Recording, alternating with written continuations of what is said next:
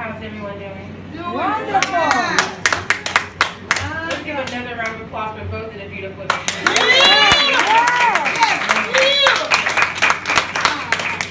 Absolutely beautiful. My mom knows as well as some members of the church. I used to do liturgical dancing, praise dancing when I was young for years. So I know exactly what it feels like to stand up here and to express your love for God and to be able to show that to everyone else and then to be able to be touched by what has touched you and be able to tell that story that you see and what you hear about God. So I'm so happy to be here tonight. Please give my beautiful mother a round of applause.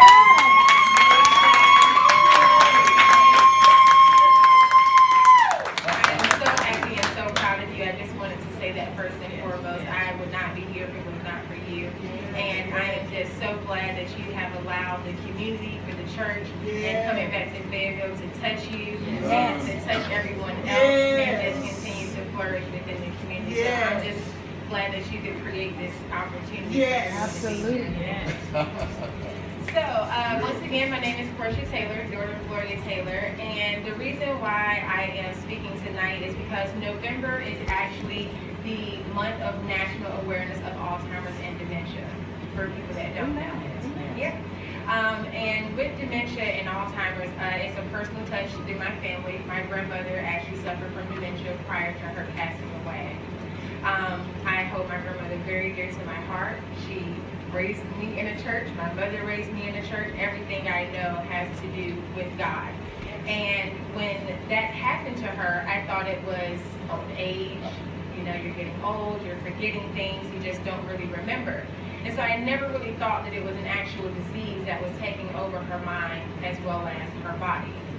And I would come home during college, during Christmas breaks, spring breaks, when all my other friends were, you know, having fun. I was home with my mother taking care of my grandmother. And the reason being is because we didn't have a full-time caregiver. Caregivers are very expensive. To be there 24 hours. They're not taking care of a child. They're taking care of a complete human being. And everything that deals with them, their mind changes, their attitude changes. And someone has to be there that is going to be open and okay with being able to care for that person. It's been said that, you know, there has not been one survivor yet of Alzheimer's and dementia. There are no survivors. Every 67 seconds, someone is diagnosed with this disease. Over 5.4 million people just in the U.S. alone are dealing with Alzheimer's, and another over 45 million dealing with dementia alone. And a lot of people think that you have to be old to get dementia. I actually met someone last year doing a forum in Washington, D.C., and I saw a little kid running around, and I was like, well, that's weird. Young kids shouldn't be here because this is for older people. And I asked him, I said, well, why are you here? He said, well, my dad has early onset Alzheimer's. His dad was 30 years old. The youngest person that has ever been diagnosed with Alzheimer's was 27. And I just turned 28 a few weeks ago. Within African Americans, especially within women, we are twice as likely to actually be diagnosed with this disease. They have said that it has came from diabetes, which we know in African Americans is very prevalent. So when you think about Alzheimer's, it's not just a disease that affects, you know, a certain type of person. It has no respect of gender, of age, of race, of your sexuality, or even of your religion. Anybody that has a brain is at stake with this disease. But there are things that we can do even within our community, especially as African Americans, to really be able to start putting us in a better position where we don't end up in the same predicament as my grandmother. Eating right, being healthy, sleeping well. A lot of people don't realize, but one of the #1 causes of Alzheimer's and dementia is actually not getting proper sleep. Yeah. Because what happens is there is a protein that is in your brain that builds up. It's called amyloid beta. And when you go to sleep at night, your brain replenishes those proteins. So when you don't get sleep at night, those proteins in your brain continue to build up, allowing you to forget, allowing your behavior to be off. Have you ever not gotten a lot of sleep and then when you wake up the next day you're groggy, you don't want to talk to anyone, those type of things? Years over years, that turns into something more permanent. It's no longer temporary. Just when you wake up you feel like that. It's long term. And to be in college and go see my grandmother and for her to not remember my name, to not know exactly who my mother was, to not know how to be able to get up and go and use the restroom for herself or to take care of herself was heartbreaking, because this is something that we could all end up going through, but we can also avoid it as a community. When we're coming to church, being able to make sure everyone is hydrated. Talk about healthy conscious of eating. When we're eating tonight, think about that. Yes, we're having fun tonight. We're having hot dogs, we're having cakes and all of that. And that stuff is good. But let's also think about the healthy choices that we should start making in our lives. Carrots are good for the eyes. There are certain foods that are good for the brain. So start feeding your brain. If our body is a temple, is a vessel for God, if God gave us this body from birth because he knew that we were going to need this to be able to fulfill our purpose, then doesn't that mean that the same way you look on the outside should reflect on the inside? Yes, yes, it should. Yes. It really should. And we have to start thinking about that. You can't give from an empty vessel. You can't come up here every day and preach if you're not also sowing within yourself. If you're not taking time to read the Bible, if you're not taking time to knowledge yourself, how are you going to be able to come up here and knowledge the youth as well as the established? You know what I mean? And still be able to do that. And so we have to make sure that we are 100% when we're also trying to give ourselves to other people. Another thing when it comes to Alzheimer's, my grandmother was the first person I let know, like, I really am thinking about pageants. And I'm sure my mother has had a lot of praise. He's laughing. Last year, I was crowned Miss District of Columbia, United States. I actually brought my sash here so you all can see a little bit.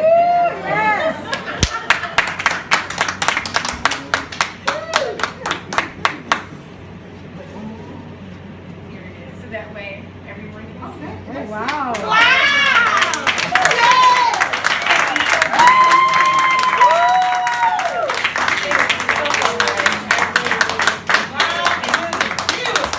Representing my nation's capital, representing Washington, D.C., especially while we had President Barack Obama in office, was an absolute blessing to be a public figure, to be a leader within our community, to be able to spread awareness even about Alzheimer's and dementia, and just be able to inform people was a huge eye-opener for me.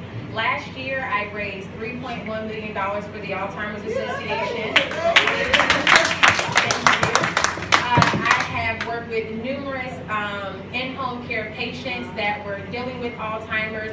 I have been able to lobby on Capitol Hill on the behalf of National Institutes of Health, actually be able to speak on Fox 5 DC and show them pictures of my grandmother, who she was as a person, be able to explain to them the reason why I am here.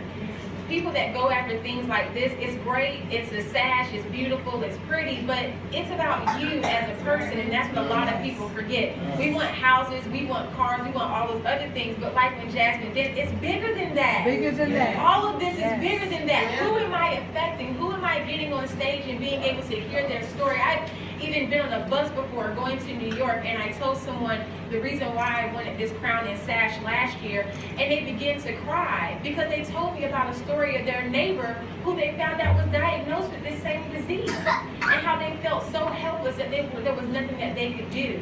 And I was able to share that information with them of things that they can start doing, how they can make this person feel okay and not threatened by them not being familiar with their surroundings. And so that's why I'm here, because I want to be able to reach those hundreds of people, share my grandmother's story, talk about being a young girl and being lost. As a young girl, you all are going to be finding your way, and there are going to be so many things that you want to do. But if the goal in your life is bigger than you, I promise you, you will prosper. When it is bigger than you, when you go out there and you're trying to find someone in a house, that's their livelihood that you're dealing with. That's right. When I used to help people find a job when I first moved to DC, people used to cry in my lap. You are my last resort. How can you help me? And you have to take that on because that's what God put in you. And because He knows that you're capable of doing it is the reason why it came to you. Yes, yes.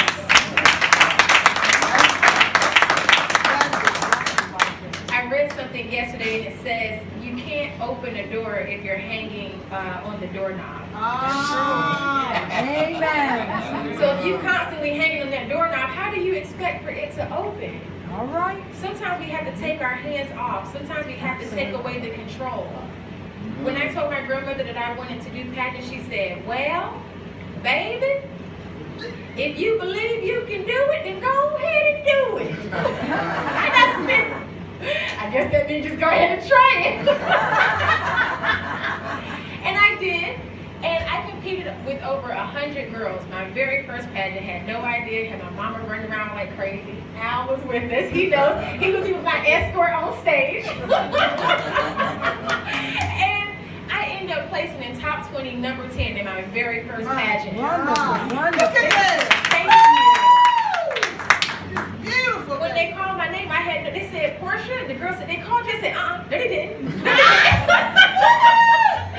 And after that, it was something in me, that belief, that word from my grandmother of just saying, I believe you, of saying that you can do it and to go for it was just, it was almost like it was bigger than what me saying it to myself at that time. And I took that and I ran with it. Now, ironically, a few years later, I was getting ready to also compete in a pageant, and that was the same night. I actually won that pageant, and my grandmother passed away. My God. Same night. 2 days later was my twin brother and my birthday. So it was very, very hard for us to be able to go through that. And so that's when I realized that materialistic things don't matter anymore. It's about the impact. It's about the legacy. When she's talking about wealth, we all think it's about money. It's not about money. Because if I put $100 in my hand and I burn it, there's no value. Exactly. A few years ago when I was in high school, actually that was a long time ago, I did a presentation, and I told them in the presentation I did research. At that time, $1 bill, the value of it was less than 50 cents. This was back in like 2008. Yes. We're in 2017, going into 2018. That's 10 years later. That means the dollars that are sitting in your pocket is worth change. Yes. Yes.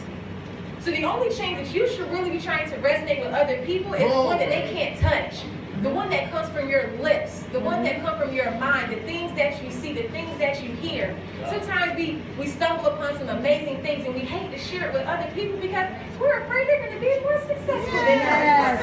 What is that about? What is that about? When my grandmother got to that point where she couldn't remember things anymore, the one thing I knew for sure is that she left an impact that even though she couldn't remember, other people could remember. And they could remind her of how beautiful and how passionate she was about what she did. And that was about spreading God's word and His knowledge. And that's what I want to say today is that of everything you do, spread what you know. Give unto other people. I remember meeting Kendra and knowing back then it was like, I just want to help. I just want to do whatever I can in church. I just want to do whatever.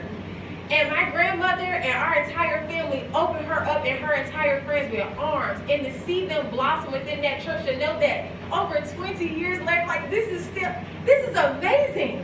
To know that someone gave you a chance and you ran with that. And she was able to continue to inspire other girls.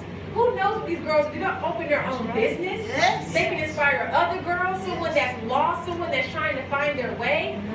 My mother was trying to find her way. I'm trying to find my way. We all are. But understand that at any age you can reinvent yourself. Amen. You don't have to stick in real estate. You don't have to stick in pageants all your life because people don't know it. There's a grace period that comes with this. By 27, they don't want you anymore. So you have to understand that it needs to be bigger than that. You know? And I'll leave with this.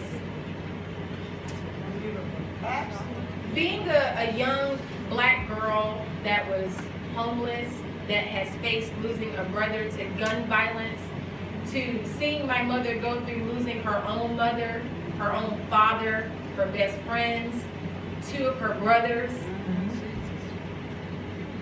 It made me realize that life is very short. Yes, it is. But if you live it right, If you live it wrong. Come on. you'll only be one time. Oh my God. All right. All right. Because it's not about the mistakes that happen. I think sometimes we feel like when those mistakes happen, it's for us, we're going backwards, we don't know where we're going and those things, but those are experiences. Those are advances. Sometimes we think, oh, you know what, I knew I should have knew better. Was it because you didn't listen to your intuition? Was it because that thing that was in the back of your head that said keep going even when you stop? That you knew if you would have kept going one more day, you would have got there. If you would have took your hand off that doorknob when something told you to take your hand off, you would have saw the light when you opened that door. Open the door to your mind, to your eyes, to your ears, and to your heart. Because I never want to forget the beautiful memories that I shared with my grandmother.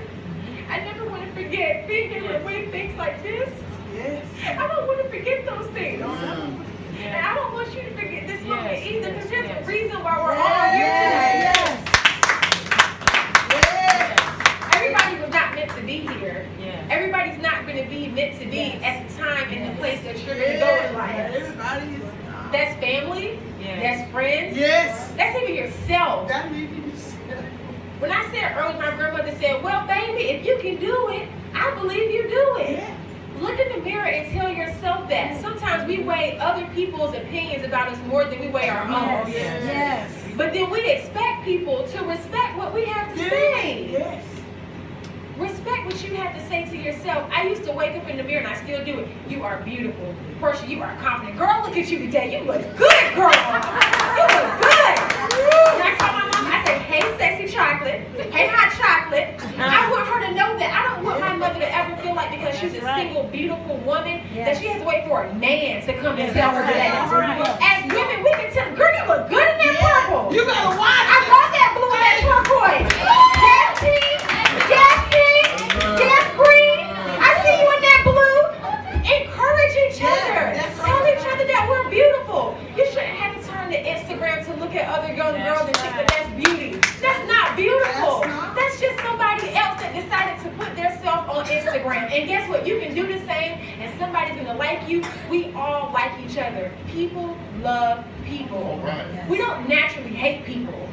When we were born in this world, we cling to our mother because it was a level of endearment, of love. There you go. We're not taught to hate. You don't come out the mama's stomach like, dang, man, I'm already here. I don't want to be here. We don't come out with that attitude, right? You don't. Because it's not natural. That's right. That's right. But guess what it is? Love, Very nice. light, forgiveness, Yes. being humble. Yes. All those things come easy to us. But it starts with God. Yes. Always. It starts with Always. praise. It starts with meditating in the morning and setting your day up for success. Yes. It starts with saying, this is what I decide I want to do with my day, God. I want you to help me walk through it. Yes. He's right here. He's right there. He's right there. He's right there. Yes. He's in here and in here. So never second guess what you're doing in your life because God is right there. Anytime you feel lost, anytime you're sitting here like, I just don't know what to do.